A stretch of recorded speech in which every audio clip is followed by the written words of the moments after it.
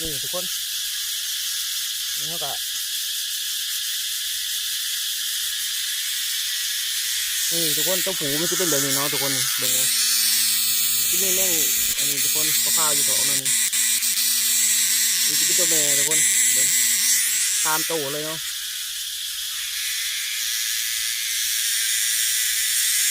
นี่ทุกคน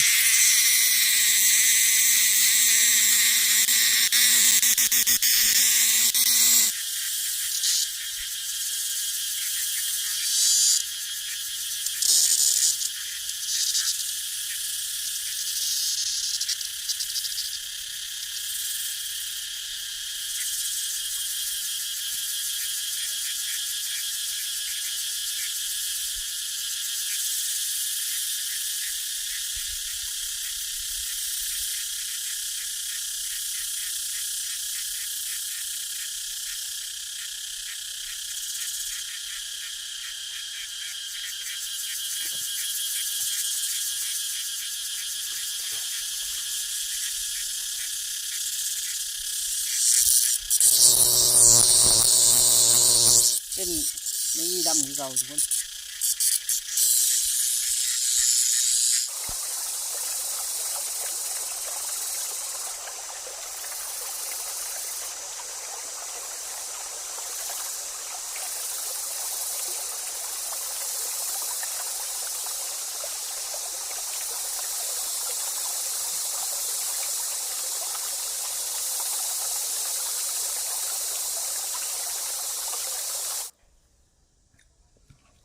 นี่ทุกคนเบิ่ง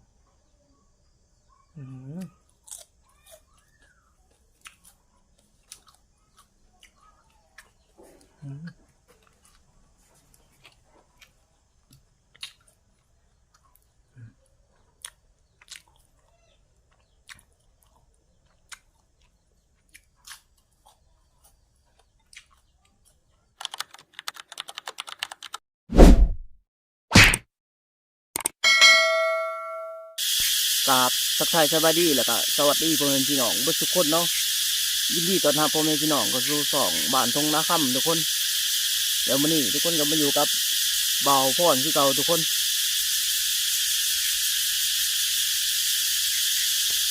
มื้อนี้เขาก็จะเขาปลาที่เก่าทุกคนมาเป็นจักจันทุกคนจักจันทั่วบอกห่วงไล่ลีเนาะทุกคนกกนี่เนาะแถวนี้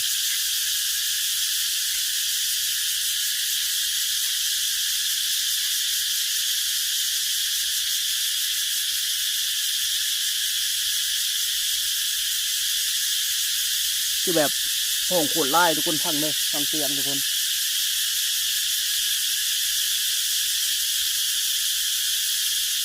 ขวดไล่เลยทุกคนเดี๋ยวเขาจีปิดก่อนเนาะทุกคนมากะกับคลองแล้วก็มีตั้งทุกคนคือเก่าเนาะเดี๋ยวเขาจะปิดก่อนทุกคนจักจันคือแบบขวดไล่ให้ทุกคนห้องแบบสนันบัดถีทุกคนเลยเบิ้งเดี๋ยวมาหับต้มไปทำกันกับบ่อพอนทุกคนว่าสิ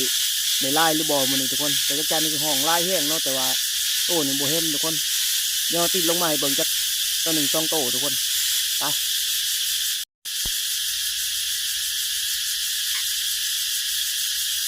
นี่ทุกคนนี่คือเป็นตัวเมย์เนาะนี่เต็มแหลกทุกคนเต็มแหลกแห่งมาเนาะโต้ก็คือแบบไงทุกคนเดี๋ยวเขาจะเอาตัวผูลงใหม่ทุกคนเบิ่งเนาะว่าสิเป็นอะไรทุกคนคือแบบห้องโคตรไล่ทุกคนแต่ไม่ดีสูงเนาะใหม่เอาบ่เทิงทุกคนไปนี่ทุกคนนี่เขาก็นี่ทุกคนตัวผูมันจะเป็นแบบนี้เนาะทุกคนเบิ่งเลยที่แม่งอันนี้ทุกคนข้าวอยู่ตรงนั้นนี่จะเป็นตัวแม่ทุกคนเบิ่งตามโตเลยเนาะ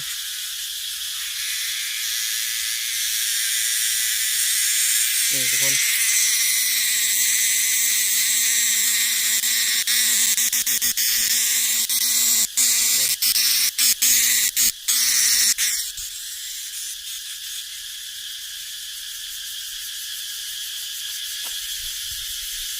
ห้อง มันคือแบบ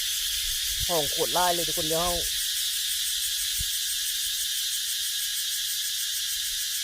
โอ้ยทุกคนห้องต่ำๆเนาะเดี๋ยวติดให้เบิ่งทุกคนเบิ่งเลย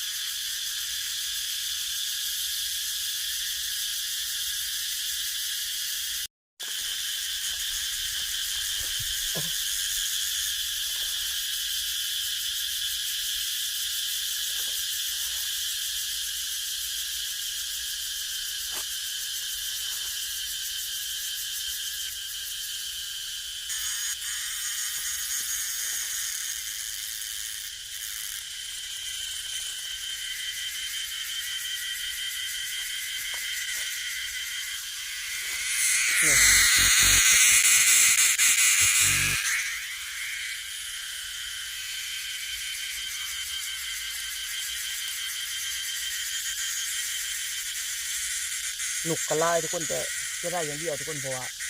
มันอยากล่มเนาะแต่เป็นหนักของลายทุกคนเลือดห่องไปเลยเนาะเพราะว่ามันล่มทุกคน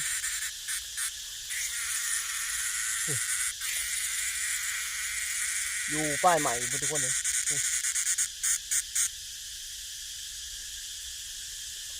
แต่แจ้ตัวนั้นก็จะห้องลายเนาะเดี๋ยวเขาหลอกไปทุกคนไปนี่เนาะทุกคนตัวนี้บ่าวพรก็เดินทางมาหอดกลางป่าเลยทุกคนเดินทางมาใกล้เติบเลยทุกคนก็ล่มทุกคนล่มแห้งเนาะแล้วก็จักจันแบบมิดจิบเลยทุกคนเงียบจิบเลยเนาะบ่ห้องเลยฟังทุกคนห้องกระดำละโต้เนาะห้องบลายทุกคนมาจนหมดกลางป่าแล้วเนาะคือแบบเงียบสงัดเลยทุกคนแบบผมมีเสียงเลยเนาะ มันล่มทุกคน อยากน้ำกะปะนันทุกคนดื่มมาน้ำมานะทุกคนคิดว่าน้ำเอาปะในกระทงแล้วก็ยางมาเลยถ่ายไปเอามาทุกคนเอามาแต่ตั้งกับค่าตั้งกล่องเนาะค่าตั้งเลยทุกคนเดินทางมาก็ใกล้เติบเลยกำลังจะเมื่อยนี่คอนไหวกันทากระซ้ำทาเบิ่งจะหน่อยเนาะยันมันแดดออกมาทุกคนแล้วก็จันมันสีห้องลายเนาะเพราะว่าตัวนี้ก็มันห่มแล้วก็จันบ่ห้องแล้วก็มันมีลมพร้อมเนาะไปเดี๋ยวมาเบิ่งน้ำกันกับบ่พรทุกคนว่าสิ ไปต่อรัวนั่นเองเนาะไปทุกคนเดี๋ยวไปหาเราสองห้าต้นนี้มันจะจันทุกคนว่าเท่านี้มันบ่มีเนาะ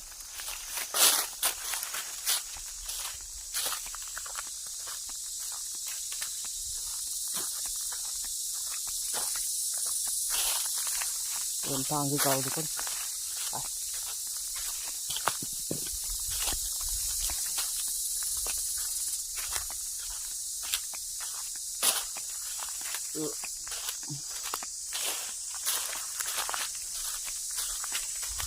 คือแบบจะล่มไม้คือแบบเงียบกริบเลยทุกคนห้องบลายเนาะ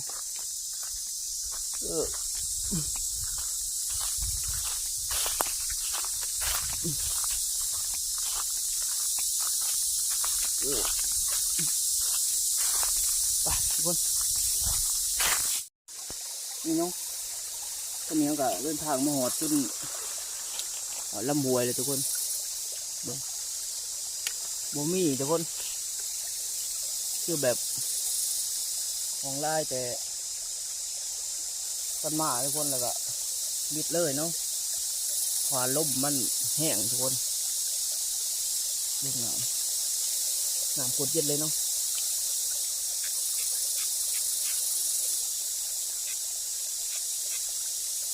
ก็จะได้นั่งพักในสวยเลยทุกคนเลยจังคอยเดินทางไปหลอดต่อเนาะแล้วบูว่าสิมีหรือบอทุกคนมันเงียบ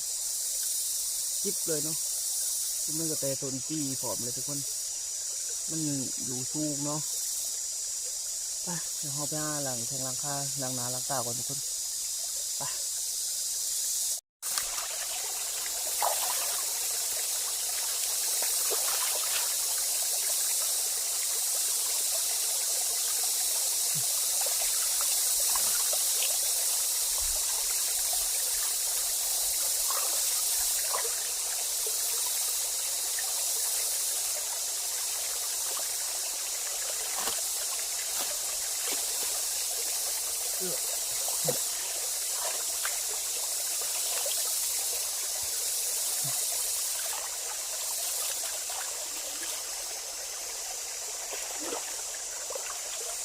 น้ำคือแบบโหดเย็นเลยทุกคนนั่งพักจะหน่อยแล้วเขาคอย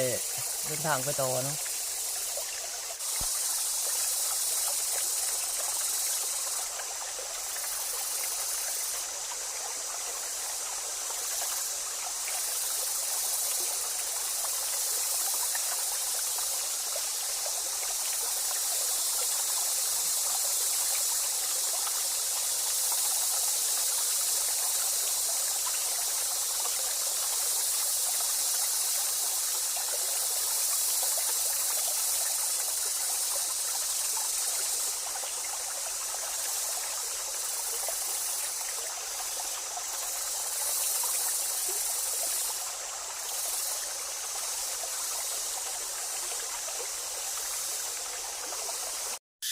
นี่เนาะทุกคนตอนหลังจากที่เขาแบบ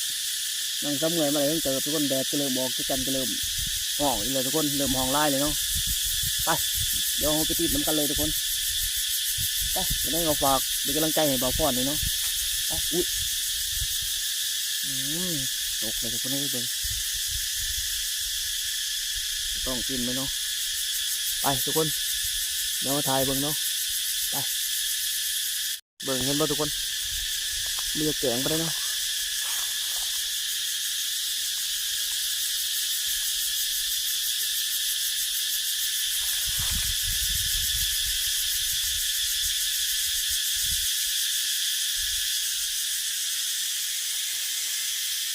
เรียบร้อยทุกคน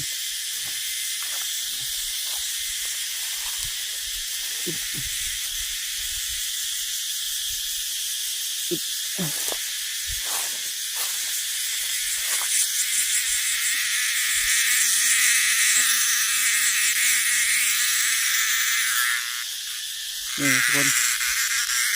ตัวแบบงามๆเลยเนาะแต่ห่วงไล่ทุกคนแต่ทุ่งขนาดเนาะอยู่ป่าอยู่ต้องขันโตทุกคนไปแนวติดก่อนทุกคน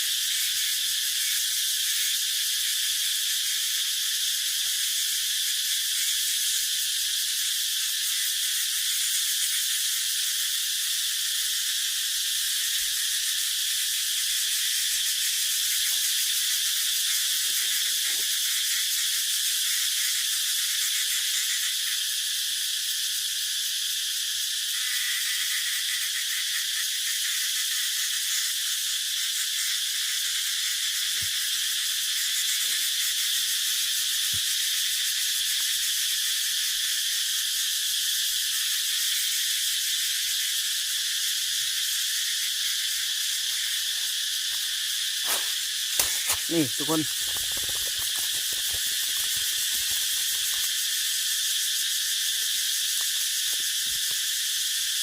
โตมากเลยมันโตกว่านี้เลยนะเบิร์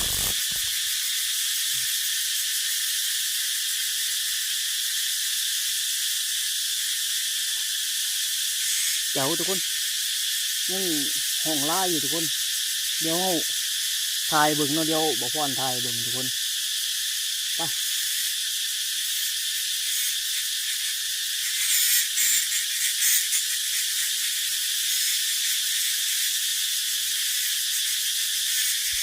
นี่ทุกคนนี่คือกกมันเนาะแต่บูว่าเห็นหรือบ่ทุกคนเพราะว่าโตมันแบบโตมันสีดำนะทุกคนบูว่าทุกคนสิเห็นหรือบ่เนาะเดี๋ยวเขาถ่ายซูมให้เบิ่งเนาะเห็นบ่ทุกคนในงานน้อยๆอย่างเนาะ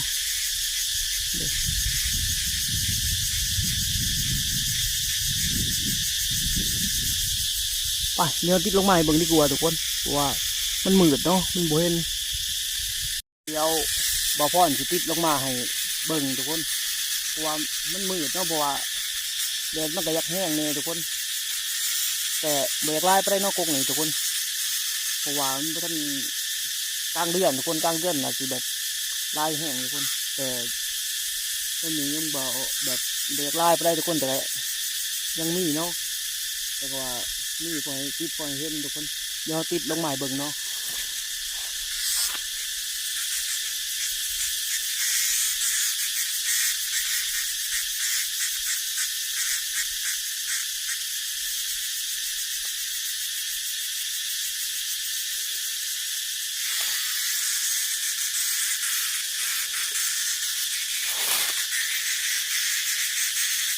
นี่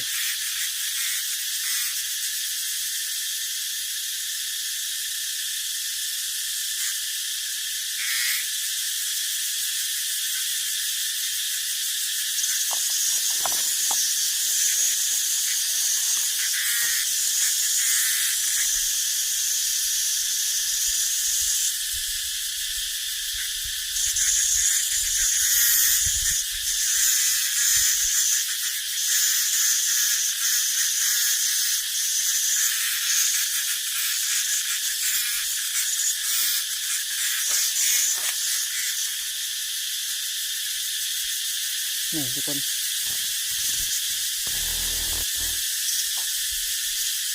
ไปเดี๋ยวมาตุ่มต่อน้ำบ่อพ่อนทุกคนไปนี่ทุกคนมีบ่อพ่อนก็ได้แบบนี้มาทุกคน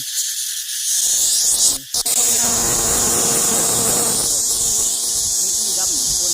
นี่ดำเนาะ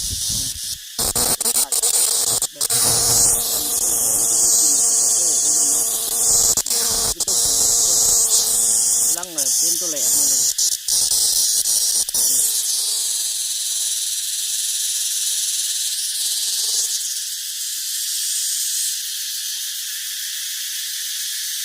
ห้องไล่ทุกคนแต่ชูกเนาะใหม่บ่เทิงทุกคนไป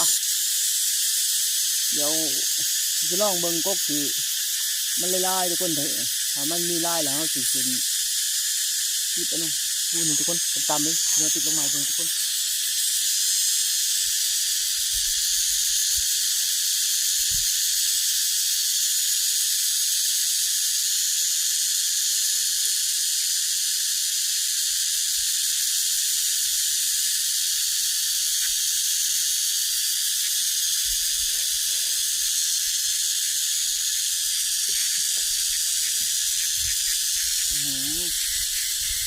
เป็นใบใหม่เนาะ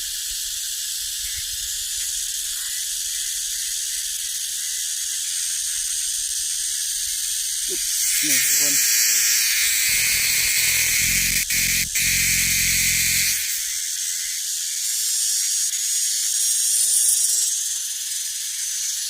กกนี่คือว่ามีลายอยู่ทุกคน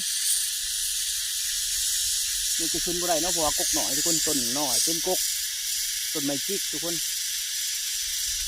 เดี๋ยว ติดแถวลุมไม่ได้กลัวทุกคนเพราะว่ากกมันน้อยเนาะเขาขึ้นบ่ได้ทุกคนเดี๋ยวงานมันหักเนาะ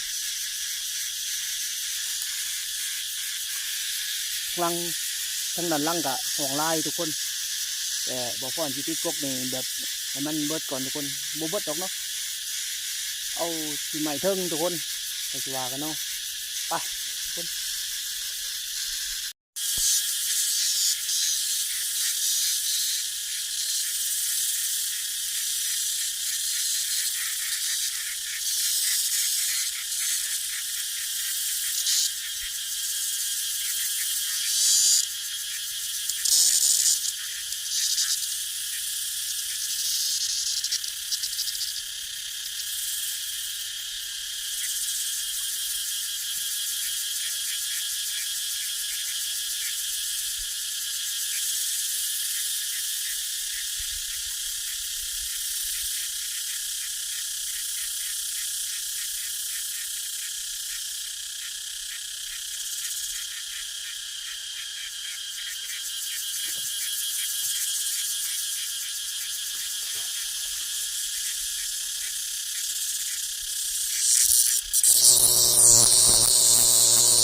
เป็นไม่มีดำคือเก่าทุกคน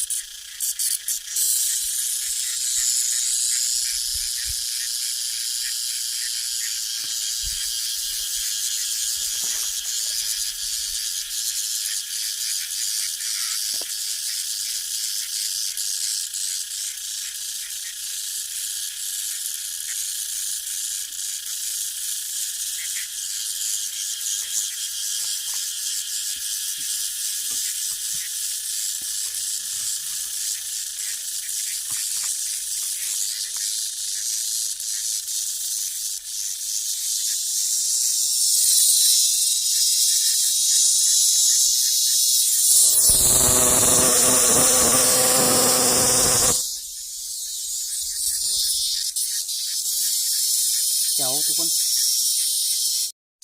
กราบสวัสดีแล้วก็ สวัสดีอีก ทุกคนตอนนี้บ่พอดกันสิได้เดินทางเมื่อไรเนาะเพราะว่าหิวหนามทุกคนหิวหนามแห้งเนาะลืมมาหนามมาทุกคนโอ้นายขนาดเนาะเดี๋ยวตอนนี้ก็บ่พอดกันสิได้เดินทางเมื่อไรทุกคนอะไรก็ฝากกดติดตามให้บ่พอดนี่เนาะทุกคนกับ2 บ้านทงนาคำเนาะเดี๋ยวเราจะไปถอกผลงานออกไปเบิ่งทีเดียวเลยทุกคนตอนเมื่อฮอดเพื่อนเนาะฮอดบ้านเนาะไปทุกคนตอนนี้ก็ยังอยู่กลางป่ากลางดงคือเก่าทุกคนแจ๋วทุกคนฝากเป็นกำลังใจให้บ่พอนี่เนาะไปเดี๋ยวเอาถ่ายเบิ่งตอนถอกออกเลยทุกคนตอนเถื่อนเนาะไปนี่เนาะหลังจากที่เดินมาเดินทางมาได้สักพักหนึ่งก็เจอผลไม้ป่าทุกคนทางบ้านอื่นๆยังบูเนาะแต่ทางบ้านเราเราบักมักหวดทุกคนต้นมันดอกเต็มเลยเนาะเบิ่งมากับท่านจุกไปได้ทุกคน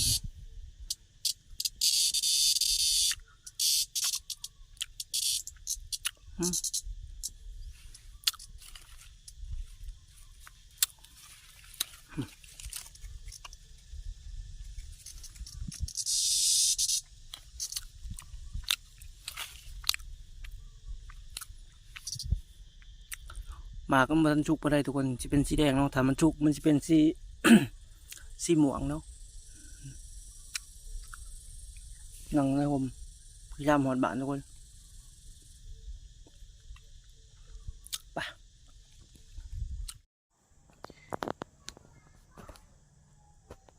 นี่เนาะนี่ก็คือจักจันที่ติดมาทุกคนแล้วก็จะมีเกงหน่อไม้แล้วก็เจลมีแตงน้ำเนาะมาทุกคนกินข้าวเที่ยงน้ำบ่พรเนาะลองคำเล็กก่อนนี่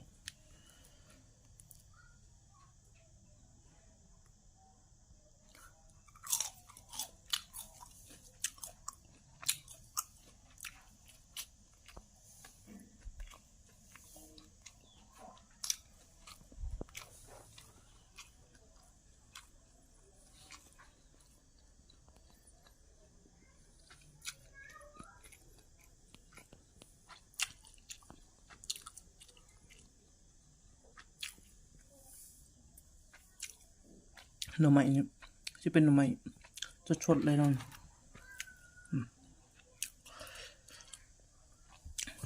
แกงใส่กระดูกหมู